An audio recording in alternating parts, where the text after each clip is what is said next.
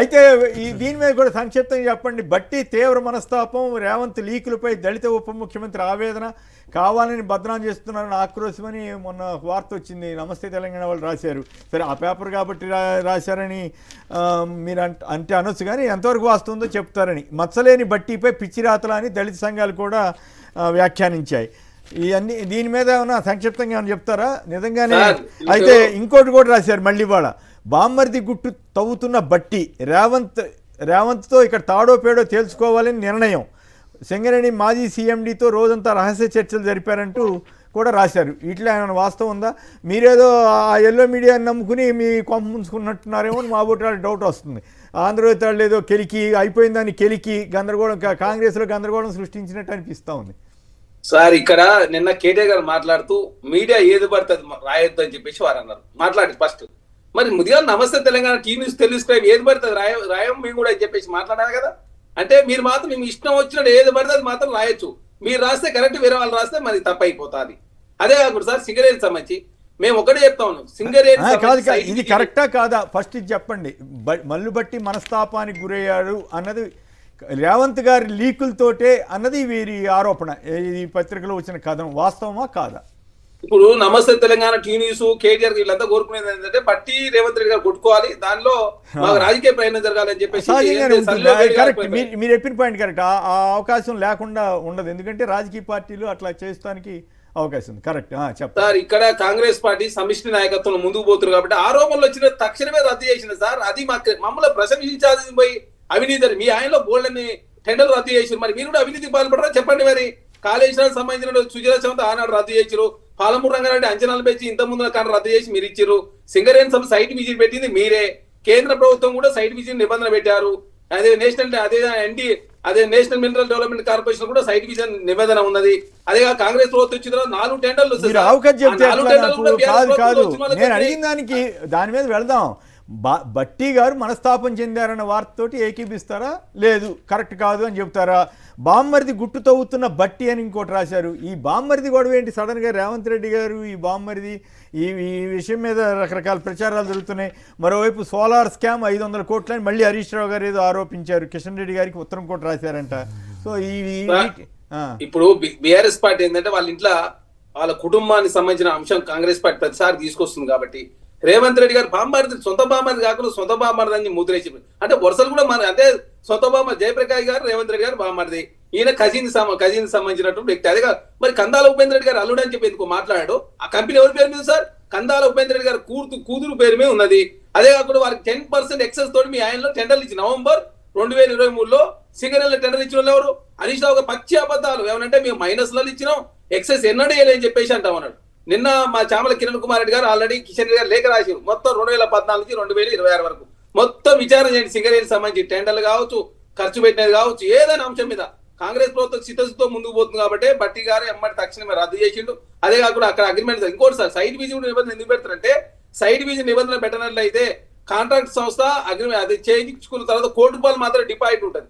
వాళ్ళకి నష్టమైతే ₹1 మాత్రం నష్టమైంది, కానీ సింగరేణి సంస్థలు ₹100 నష్టమవుతుంది. కాబట్టి ఆ నిబంధన 2018లో బీఆర్ఎస్ ప్రభుత్వం నిబంధనలు తీసుకొచ్చి కేంద్ర ప్రభుత్వం పెడతాం, దానిలో భాగంగా దాన్ని కంటిన్యూ చేసింది రాష్ట్ర ప్రభుత్వం.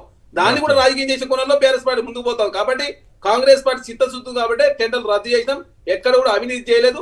బీఆర్ఎస్ ప్రభుత్వం ఆయనలో ఉన్నటువంటి మురళీధరరావుకు సంబంధించిన వాళ్ళకి వచ్చింది, ప్రతిమా శ్రీనివాసరావు గారికి అయిపోయింది కదా. ఒక్క నిమిషం విఠల్ గారు మీరు చెప్పండి, మల్లుపట్టి నిజంగానే ఆ మనస్తాపానికి గురయ్యారా? ఈ బామ్మరిది గొడవలో మీ పాత్ర కూడా, అంటే మీ పాత్ర అంటే మీకున్న సమాచారం ఏంటి? బామ్మరిది గొడవ ఏంటి? బామ్మరిది గుట్టు తవ్వుతున్న బట్టి అని వీళ్ళు రాశారు. మరోవైపు సోలార్ స్కామ్ 500 కోట్లని మళ్ళీ వాళ్ళు ఆరోపణ చేశారు. వీటి మీద మీ అభిప్రాయం ఏంటి? సరే, ఇప్పుడు కాంగ్రెస్ పార్టీ ఇంత తొందరగా ఇన్ని రకాల స్కామ్లు అనే ఆరోపణలే కావచ్చు, ఇన్ని స్కామ్లు బయటపడడం అనేది నిజంగా వారు మరి ఇంత తక్కువ సమయంలో క్యాబినెట్ లో మంత్రులు ఒకవైపు డివైడ్ అయిపోయి ముఖ్యమంత్రి ఒక దిక్కు, ముఖ్యమంత్రి గారు ఒక దిక్కు, కొంత ఇంకా సీనియర్ మంత్రులు ఒక దిక్కు అనేది మంత్రివర్గంలో ఆ తేడా కనపడతా ఉందా? కనిపిస్తుంది కదా సార్, సమన్వయ లోపం అని చాలా స్పష్టంగా కనిపిస్తా ఉంది. సరే వాళ్ళకి బట్టి గారి మీద ఆరోపణ వస్తే అంటే వీళ్ళ ఆరోపణ కాదు, రేవంత్ రెడ్డి లీకులతోటే ఆంధ్రజ్యోతి వాళ్ళు రాశారు అనేది వీళ్ళ అభియోగం. అంటే పేరు పెట్టలేదు కానీ అప్పుడు రాసింది వాళ్ళే కదా కెలికాడు. అయిపోయింది దాన్ని కెలికి కాంగ్రెస్లో ఏదో రేవంత్ మేలు చేద్దాం అనుకుని తలనొప్పి తెచ్చి పెట్టారేమో అని నాకున్న డౌట్. సో నిజంగా అట్లా దాంట్లో అవకాశం ఉందా అట్లా రేవంతే లీక్? ఒకటి రెండు ఛానల్స్ సార్, గత 15 రోజులు నెల రోజుల నుంచి 2 ఛానల్స్ మన అందరికి తెలుసు అవి. ఆ 2 ఛానల్స్ ఒక మంత్రి పైన ఒక ఛానల్ కథనాలు రాసింది, వ్యక్తిగతమైన విషయాలు కావచ్చు. ఇంకొకటి ఇప్పుడు ఇవాళ ఏకంగా ఉప ముఖ్యమంత్రి పైన ఇప్పుడు ఆరోపణలు వచ్చినాయి. మరి దానికి సమాధానం చెప్పాలి. కేబినెట్ నిర్ణయం తీసుకొని వెంటనే కూర్చొని మేము అట్లాంటి ఆరోపణలు లేవు, నిజం మేము అంత సమన్వయం ఉన్నామని చెప్పలేదు. వాళ్ళు ఇప్పుడు మేడారంలో కూడా బయటకు వచ్చిన వార్తలు ఏంటంటే మేడారంలో ఒకరికొరు గట్టిగా అరుచుకున్నారని, మళ్ళీ హైదరాబాద్ లో సెపరేట్ గా పేపర్లో అయితే రాలేదు కదా. మళ్ళీ మీరు కొత్త పంచాయతీ పెట్టమండి, పేపర్లో వచ్చిందా? అట్లాంటిది పేపర్లో వచ్చిన వార్తలే సార్ నేను చెప్పేది. ఎక్కడ వచ్చిందో చెప్పండి మరి, చూపిస్తే.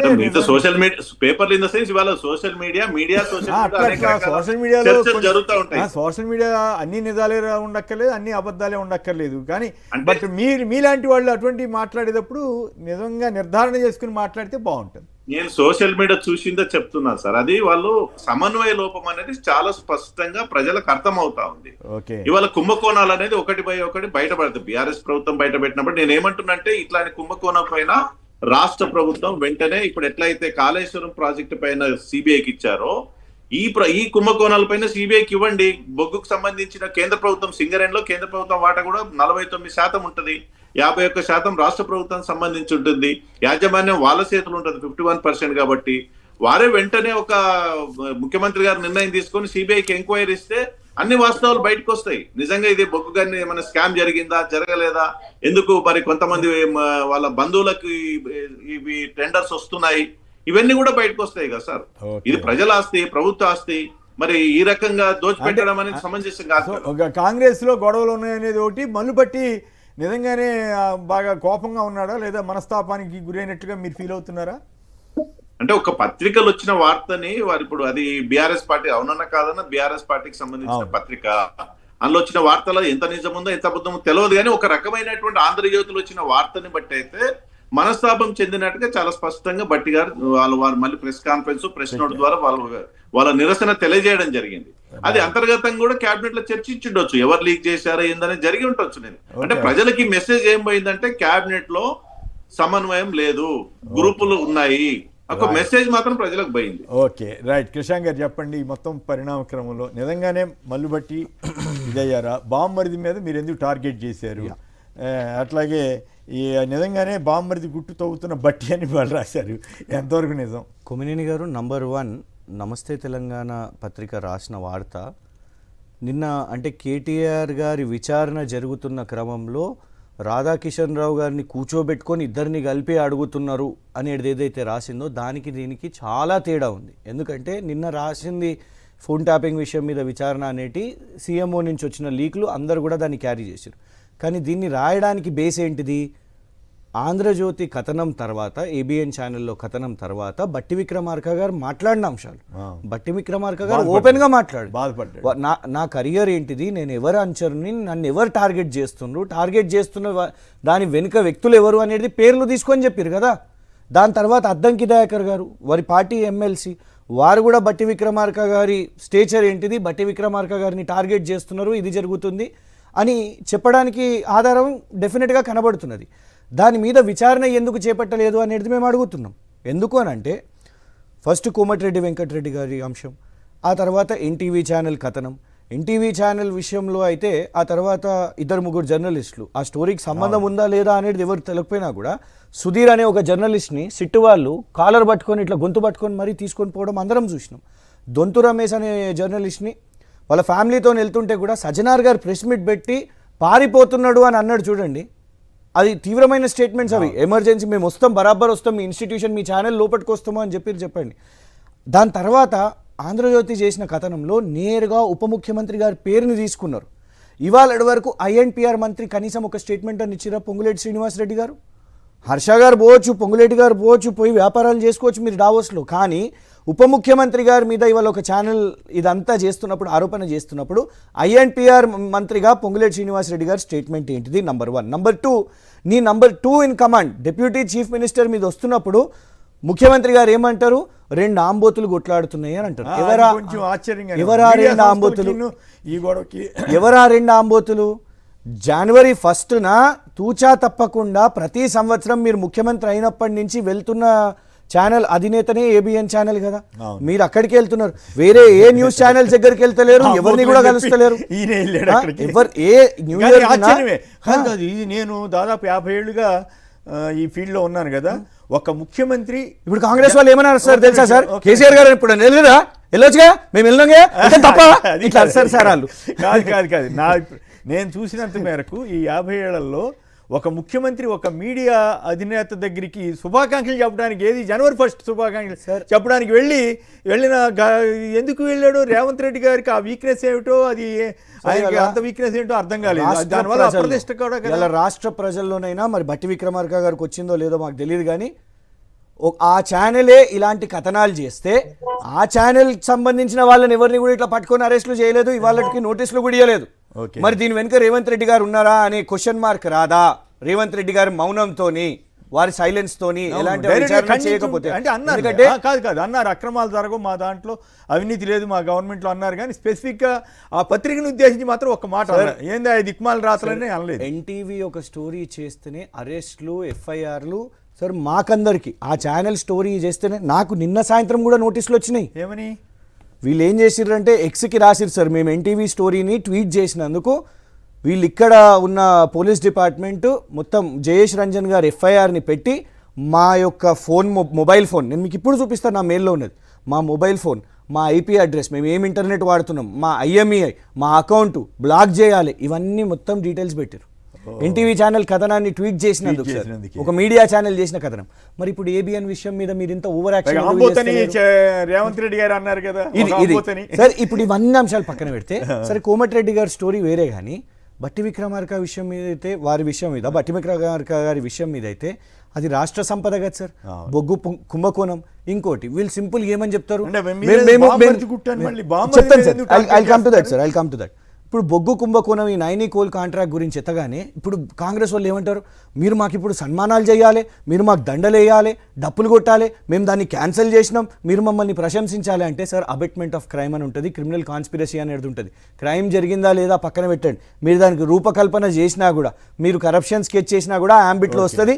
ఇవాళ అందుకే కేంద్ర ప్రభుత్వం కిషన్ రెడ్డి గారు మేము పెట్టిన ఒత్తిడితోని, BRS పెట్టిన ఒత్తిడితోని ఇవాళ బొగ్గు శాఖ ఆల్రెడీ దాని మీద ఆ టెండర్ల ప్రక్రియ ఏం జరిగింది ఇవన్నీ కూడా చేయమని చెప్పి ఆదేశించింది. ఇక సృజన్ రెడ్డి గారి విషయం మీద చెప్తాను సార్. ఫస్ట్ సూదిని మనోహర్ రెడ్డి గారు, సూదిని జైపాల్ రెడ్డి గారు సోదరులు. ఇప్పుడు సంబంధమే లేదు, మా బంధువే కాదు అని వీళ్ళు డిజోన్ చేసుకోవచ్చు గాక, కుటుంబ సభ్యుని డిజోన్ చేసుకోవచ్చు సార్. ఇంకో చెప్తాను సార్, సుదిని మనోహర్ రెడ్డి గారి స్వయాన అబ్బాయి కొడుకు, ఓన్ కొడుకు ఈ సుదిని సృజన్ రెడ్డి గారు. ఇప్పుడు వీళ్ళు అనేది ఏంటంటే వాళ్ళ అమ్మాయిని కందల ఉపేందర్ రెడ్డి గారికి ఇచ్చిరు కదా అని. ఉపేందర్ రెడ్డి గారు ఈరోజు ఎమ్మెల్యే కాదు, ఉపేందర్ రెడ్డి గారికి వాళ్ళ స్పెషల్ పదవి రేవంత్ రెడ్డి గారి ప్రభుత్వంలో లేదు. సో ఖచ్చితంగా ఇవాళ రేవంత్ రెడ్డి గారి ప్రభుత్వం ఉన్నది కాబట్టి సార్, ఇది శోధ కన్స్ట్రక్షన్స్ యొక్క annual report, financial annual report 2022లో వాళ్ళు చూపెట్టుకున్న profit for the period 22,114 rupees అని వాళ్ళు చూపెట్టుకున్నారు సార్. అలాంటి ఒక కంపెనీ ఇలా అమృత్ టెండర్స్ వచ్చినప్పుడు మేమే కాదు, KTR గారే కాదు, మహేశ్వర్ రెడ్డి గారు కూడా రేస్ చేశారు, బీజేపీ ఫ్లోర్ లీడర్. దీనికి అమృత్ టెండర్ కాంట్రాక్ట్స్ 1300 కోట్లు ఎట్లా వచ్చినాయి అనేది ఈయనకే, వీళ్ళ కంపెనీకి నంబర్ 1. ఇప్పుడు మొన్న సింగరేణిలో వీళ్లకు మళ్ళా వెంకటేష్ ఖని మైన్స్ ఇదే సృజన్ గారికి వచ్చింది. సో ఈ 2 సంవత్సరాల్లో ఇట్లా కోట్ల కాంట్రాక్ట్లు రావడానికి ఏం బిజినెస్ టిప్స్ ఉన్నాయి సృజన్ గారు ఈ రాష్ట్ర ప్రజలకు చెప్పాల్సిన అవసరం ఉన్నది, రేవంత్ రెడ్డి గారు విచారణ చేపట్టాల్సిన అవసరం ఉన్నది అనేది వాళ్ళ మేము కోరుతున్నాం. ఓకే, ఫైనల్ గా మీరు చరణ్ గారు ఇప్పుడు VKOC2 ప్రాజెక్టు 2023 నవంబర్ 10% అధిక రేటు తోటి తర్వాత ఎవరికి ఇచ్చేసారి సోదా కన్స్ట్రక్షన్ ఇచ్చిన వాళ్ళు ఎవరు? నవంబర్ 20 ముఖ్యమంత్రి ఉన్న వాళ్ళు ఎవరన్నా అడుగుతున్నాం మేము. ఎవరు? కేసీఆర్ గారు ముఖ్యమంత్రి కాకపోతే మేము ఉన్నామా? మీరు ఎట్లా ఇచ్చారు మరి? నవంబర్ 20,000 ఎలక్షన్ రూపాయలు కోడ్ ప్రాఫిట్ ఉన్న సంస్థకు ఎట్లా ఇచ్చి చెప్పండి మరి. వారే అంటే మీరు చేసే కరెంట్ వేరే వాళ్ళు చేస్తే తప్పైనా అది ఏమైనా అర్థం ఉందా? సోదా కన్స్ట్రక్షన్ ఏం చేయాలండి? దీప్తి రెడ్డి ఎవరు? కందాల ఉపేంద్ర రెడ్డి గారు కూతురు కాదా? ఆయన బీఆర్ఎస్ పార్టీ ఎక్స్ఎమ్మెల్యే కాదా మరి? అంటే మీరు చేసే కరెంట్ వేరే వాళ్ళు చేస్తే మోస్ట్ వెల్కమ్ క్యాన్సిల్ చేసేయండి, విచారణ పెట్టండి ఆయన మీద. VKOC 2 లో అదే విధంగా సోదా కన్స్ట్రక్షన్ కు నవంబర్ 23న 10% ఎక్సెస్ తో ఇచ్చిన వాళ్ళు ఎవరు? అంటే మీరు ఇస్తేనేమో కరెక్ట్, కాంగ్రెస్ పార్టీ మాత్రం చేసి తప్పైనా అది. ఇంకోటిసారి ఇక్కడ క్యాన్సిల్ చేసి విచారణ చేపట్టండి ఆయన మీద. ప్రతిమా శ్రీనివాసరావు గారికి వినోదరావు గారు మనోడికి వచ్చి మేనల్లుడికి వచ్చి సార్ ఎక్స్ప్రెస్ ప్రైవేట్ దీక్షిత్ రావు గారికి వచ్చింది. అదే ఎవరి సంస్థ? బీఆర్ఎస్ పార్టీ ఆయనలో చేసిన సంస్థ కదా. అదే కాకుండా VKOC 2 లో ఎవరికి వచ్చింది సార్? ఇది మాజీ ఎమ్మెల్యే సుధాకర్ రావు గారికి మనోడు కాలేదా? అదే నాకు అర్థంగా మీ ప్రభుత్వంలో పనిచేసిన వాళ్ళకి నలుగురికి వచ్చింది. మీరు అనవసరంగా మా ప్రభుత్వాన్ని పడగాల్సి మీద చేసే ప్రయత్నం మేము ఎక్కడ కూడా టెండర్ మేనేజ్మెంట్ చేయలేదు. కాబట్టి మీ ప్రభుత్వంలో మీకు చుట్టాలు బంధువులు ఉన్న సంస్థలకు కూడా తెలంగాణ రాష్ట్రంలో కాంగ్రెస్ ప్రభుత్వం మంత్రి కొండా సురేఖ గారే చెప్పారు, వారి కుమార్తె చెప్పింది మీరు కాంట్రాక్ట్లు ఎట్లా ఇచ్చుకుంటున్నారు, ఎట్లా పంపకాలు ఇచ్చుకుంటున్నారు, కేక్ లాగా కోసుకుంటున్నారని మీ మంత్రి గారి కుమార్తె చెప్పింది, మేం కాదు. రావడానికి కారణం కేసీఆర్ గారు చెప్పింది కదా, మీరు రద్దు చేయలేదు మరి. అంబేద్కర్ సుజనా చౌదరి ప్రాజెక్టులకు సంబంధించిన టెండర్ రద్దు చేయలే, పాలమూరు రంగానికి సంబంధించిన టెండర్ రద్దు చేయ వేరే వాళ్ళకి మీరు చేసే కరెంట్ వేరే వాళ్ళు చేస్తే తప్పైనది. దోసుకుంది మీరు, దోసుకున్న సొమ్మును దాచుకుంది మీరు. మీ అకౌంట్ లో 15 కోట్ల రూపాయలు డిపాజిట్ చేసుకుంది మీరు, మేము కాదు. దేశంలో 60 సంవత్సరాలు సార్ ఈ దేశాన్ని పాలించిన కాంగ్రెస్ పార్టీ అకౌంట్ లో ఉన్నది 900 కోట్లు జాతీయ స్థాయి అకౌంట్ లో. మీ అకౌంట్ లో 1515 కోట్లు జాతీయ స్థాయిలో ప్రాంతీయ అత్యంత కాస్ట్లీ ప్రాంతీయ పార్టీ మీ సార్, మాది కాదు. మీరు చేస్తే కరెంట్ అయితే వేరే వాళ్ళు చేస్తే తప్పట్లేదు సార్, నాకు అర్థం కడతా. టెండర్ యాజ్ పర్ ప్రాసెస్ ప్రకారం మాత్రమే, చట్టాన్ని లోబడి మాత్రమే టెండర్లు ఇచ్చిన తప్ప ఇక్కడ అవినీతి తావులేదు. ఏదో 2 ఛానళ్ల పంచాయతీ మాకు ఆపాదించే ప్రయత్నం దయచేసి మానుకోవాలా. వీళ్ళు ఏమనుకుంటారు, ఇప్పుడే రేవంత్ రెడ్డి గారు కావచ్చు, బర్జీవి కుమార్ గారు రాజీనామా చేసి ప్రభుత్వాన్ని ఫైనల్ గా చెప్పండి. ఆ బామ్మరిదినే ఎందుకు టార్గెట్ గా తీసుకుంటున్నారు వీళ్ళు? అన్యాయంగా టార్గెట్ గా చేశారా, ఏమన్నా పాత్ర ఉందని చేశారా? సార్ వాళ్ళ బాధ అంత ఏంటి సార్ అంటే, ఇప్పుడు మనోహర్ కట్టన్ గారు కలిసి కేటీఆర్ గారు ఏమైంది సార్? అది ఏమి అమృత్ రెండేళ్ళలో ఏదో జరిగిందని ఇచ్చి మరి ఏమైంది? కేంద్ర ప్రభుత్వం ఎందుకు స్పందించలేదు? మీరు ట్విట్టర్ లో కూడా కలిసినట్టు ఎందుకు పెట్టలేదు మరి? అంటే బీఆర్ఎస్ పార్టీ ఏంటి సార్ అంటే, చేసిన తప్పులన్నీ వాళ్ళే చేసి, మేము ఏమి తప్పు చేయలేదు, మా ప్రభుత్వం ఎక్కడ అవినీతి తావులేదు, మా కేబినెట్ లో మంత్రులు కావచ్చు, మా ఎమ్మెల్యే అంతా కూడా సమిష్టి నాయకత్వంలో ముందుకు పోతా ఉన్నారు. బీఆర్ఎస్ పార్టీ ఏంటంటే కుటుంబ కళాలు స్టార్ట్ అయ్యి కల్లపుల కైతే బయటకు వచ్చింది. అలా కుటుంబం అనేది, ఫ్యామిలీ అనేది అయితే కొంత సెంటిమెంట్ ఎక్కువ ప్రజల్లో పోయి మరి మీరు ధైర్యంగా సిబిఐని వెల్కమ్ చేయండి, అప్పుడు కేంద్రం సిబిఐని పంపించేస్తారు. మరి ఉపేంద్ర గారు కూతురు కాదా? మీరు నిర్ధారించండి. కూతురు కందాల ఉపేంద్ర ప్రెస్ మీట్ వెళ్ళి మా కూతురు కంపెనీ చెప్పేసి వారు మాట్లాడలేదా? మీ కూతురు మనోహర్ రెడ్డి గారు అబ్బాయి కాదా? జైపాల్ రెడ్డి గారు సోదరు మనోహర్ రెడ్డి గారు అబ్బాయి కాదా? అది చెప్పే ధైర్యం ఎందుకు వస్తలేదు మీకు? తెలంగాణ సమాజం నమ్మరు, మీ పని అయిపోయింది. రేవంత్ రెడ్డి గారి సతీమణి గీతా రెడ్డి గారి బాబాయ్ చిన్న కొడుకు. తర్వాత రేవంత్ రెడ్డి ఎదుర్కొంటారా? ఏదేమైనా చరణ్ గారు ఒక మాట మాత్రం చెప్పాలి. ఆంబోతులు అని చెప్పినటువంటి మీడియా వాళ్ళ దగ్గరికి వెళ్ళి ఈయన శుభాకాంక్షలు చెప్పడం ఎప్పుడు వినలేదు. ఒక ముఖ్యమంత్రి అటువంటి చేయకుండా ఉండమని చెప్పండి, లేకపోతే ఆయనే లీక్ ఇచ్చారంటానికి ఇటువంటివన్నీ ఆస్కారం ఇస్తున్నాయి. మరి రేవంత్ రెడ్డి గారు తెలియచేస్తున్నారో లేదా ఏమైనా బలహీనతతో చేస్తున్నారో మాకు తెలియదు, కానీ ఆయనకి ఈయనకి ఉన్న సంబంధ బాంధవ్యాలు ఉండొచ్చు. అంత ఓపెన్ అయిపోతే మీకే నష్టం. సార్ దీపాదాస్ మున్షి గారి మీద ఆర్టికల్ వచ్చేది ఏబిఎన్ లోనే, నటరాజన్ గారిని తొలగిస్తున్నారు అనే ఆర్టికల్ వచ్చేది ఏబిఎన్ లోనే, HILTP మీద ఒక మంత్రి లీక్ ఇచ్చిండు అని వారి పేపర్ లోనే వస్తుంది. మంత్రుల పర్ఫార్మెన్స్ బాగలేదు అని ఫ్రంట్ పేజ్ అదే పలుకులలో ఆ పలుకులు ఉంటాయి కదా సార్. ఆ పలుకులు ఏదైనా కాంగ్రెస్ పార్టీ ముఖ్యమంత్రి వెళ్ళి తెలుగుదేశాన్ని పొగట్టం కానీ, చంద్రబాబు గారిని పొగట్టం కానీ, తెలుగుదేశం పత్రిక దగ్గరికి వెళ్ళటం కానీ కొంచెం అప్రతిష్ట, కొంచెం మీరు తెలుసుకుంటే మంచిది. అందుకే ఇప్పుడు మీరు అవకాశం ఇస్తున్నారు, హైకమాండ్ ఫిర్యాదు చేశారని అదని మీరు అవకాశం ఇస్తున్నారు. అట్లాంటి ఆంబోత్ అని మీరే ఆంబోత్ దగ్గరికి ఒక ముఖ్యమంత్రి వెళ్తాడా? నాకు ఆశ్చర్యంగా ఉంది.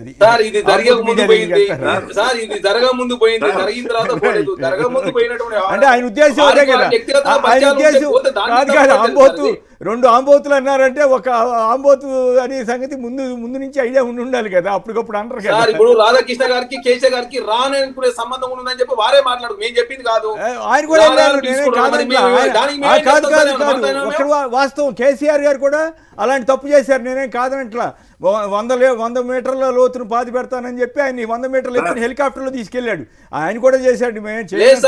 కానీ కాదు కొత్త సంవత్సరం సందర్భంగా వెళ్ళటం అనేది అది అనవసరంగా వెళ్ళి వివాదాస్పదం అవుతున్నాడు, మీ ఇష్టం అయినా పర్వాలేదు, ఆనాడు BRS మాకు ప్రభుత్వంలో మేము బదనమైనా పర్వాలేదు, మేము అక్కడికి వెళ్తామంటే వెళ్ళండి, మీ ఇష్టం, దానికి ఏముంది కానీ. తొలివేలు రఘుని అరెస్ట్ చేసి తీర్మానం మళ్ళా అరెస్ట్ చేసి రవిప్రకాష్ గారు అరెస్ట్ చేసి రైట్, విఠల్ గారు చెప్పండి, బ్రేక్ తీసుకుని ఫోన్ ట్యాపింగ్ ఒక్క నిమిషం, చరణ్ గారు ఆగండి. రైట్, కుంభకోణాలలో చాలా తీవ్రమైన అంశం సార్ ఇది. బొగ్గు కుంభకోణం కానీ ఇంకేదైనా సరే గతంలో మీరు సోలార్ కుంభకోణం 500 కోట్లు అంటున్నారు, మరి సీనియర్ జర్నలిస్ట్ సార్ మీకు బాగా తెలుసు, గత యూపీఏ ప్రభుత్వంలో 1,50,000 కోట్ల రూపాయలు ఇట్లాంటి బొగ్గు గన్లు దారాదత్తం అదే చేసి రుజువు కాలేదు కదా, జరిగింది. చాలా వరకు అందరినీ అదాని బొగ్గుకు 4,000 అదాని బొగ్గుకు 24,000 రూపాయలు ఇస్తూ 5,000 ఒక్క నిమిషం సార్. చరణ్ గారు ఆగండి, చరణ్ ఆగండి మిత్రమా. అదాని బొగ్గుకు 10% నిబంధన పెట్టి విదేశీ బొగ్గు చరణ్ భాయ్ ఒక్క నిమిషం. ఓకే ఓకే రైట్, అదాని కూడా మళ్ళీ మాట్లాడండి. చరణ్ భాయ్ ఒక్క నిమిషం. రైట్ రైట్, ఒక్క నిమిషం ఆగండి, ఆగండి, రైట్ రైట్, ఇంపార్టెంట్ అంశాలకు వెళ్ళాలి మనం ఇక్కడ. చరణ్ భాయ్ ఒక్క రైట్, నిమిషం. ఓకే, మరి నేను ఏమంటున్నానంటే గతంలో దశాబ్దాల కాలం యూపీఏ గవర్నమెంట్ కుంభకోణాల ప్రభుత్వం కాబట్టి కూలిపోయింది, అనేక స్కామ్లు ఇప్పటికీ ఎక్కడ కుంభకోణాలు చేసిన సార్ మీరు వాడుకున్నారు దాన్ని. Let me complete it. Let me complete it. Let me complete okay it, Charan bhai. Right ఎక్కడైంది కుంభకోణాలు? రైట్, మీరు రైట్, సిబిఐని రైట్, వాడుకొని రైట్, రాజకీయ రైట్, మళ్ళీ పార్టీ మాట్లాడండి. Bharatiya Janata party. Right, supreme court guidelines okay, ఇచ్చింది. అది మళ్ళీ బొగ్గు మాట్లాడదాం. డైరెక్ట్ విఠల్ గారు. బొగ్గు గన్లు ఎట్లా రైట్, ఓకే, కేటాయించాలనే అంశం సుప్రీంకోర్టు గైడ్లైన్స్ ఇచ్చింది సార్, రైట్. ఫాలో కమని చెప్తున్నాం. రైట్ రైట్, స్కామ్ జరిగితే రైట్, మళ్ళీ మీరు ఓకే, యూపీఏ అదాని చిన్న- బొగ్గుకు రైట్ రైట్ తెలుసు. రైట్ రైట్, ఒక్క నిమిషం. 5,000 కోట్ల రూపాయలు రైట్, ఓకే, అది చేస్తున్నారు అది ప్రభుత్వం అది సార్. పెద్ద ఇష్యూ అండి, కోరిక దాంట్లోకి వెళ్తే ఇప్పుడు అది అవ్వదు.